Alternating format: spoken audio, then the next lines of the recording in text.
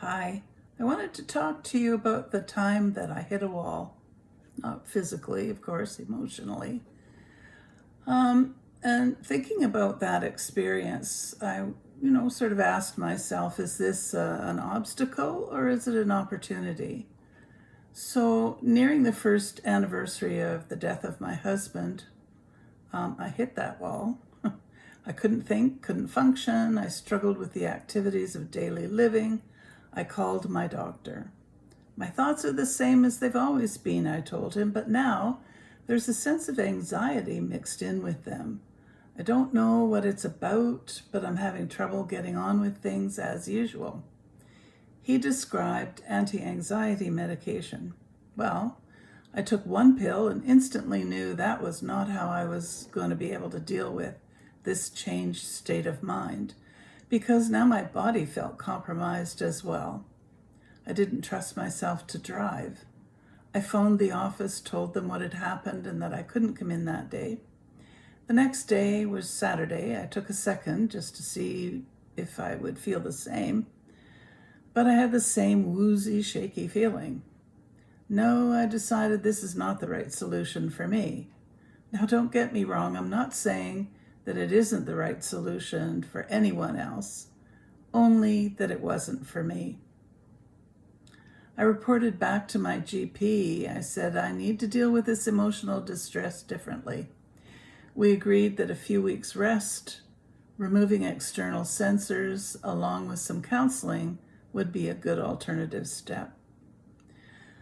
Some grievers find the second year after a death harder than the first. Often it's because that in that first year, brain fog and numbness is predominant. It's too difficult to take in the full impact of such a life-changing event all at once. By the time the second year rolls around after a death, we have more capacity to absorb the reality of it all. I guess that's what happened to me. The grief made manifest by the death of my husband was compounded by all the other events that had gone before. His stroke, my becoming his home caregiver, my cancer diagnosis and therapy, the pandemic lockdown, they all added up to create this general sense of anxiety in me. I took several weeks rest to focus really on my own well-being. I cocooned in my apartment, but I didn't isolate. I talked with friends, clergy, and counselors. I made no demands on myself. I struggled through the brain fog, the fatigue, the physical limitations. I acted only when I was emotionally and physically able. Counseling was a blessing. It helped me understand that through all I'd been managing over the last 5 years, my sense of well-being was being eroded. In fact, I was ignoring the impact that these changes was having on my emotional health. I have to say now that I was simply unaware that in addition to grieving the death of my husband, I also needed to attend to the delayed grief about my own health issues and the need to submit to invasive cancer therapies, as well as navigating the unknown territory of community care in order to support my husband's well-being.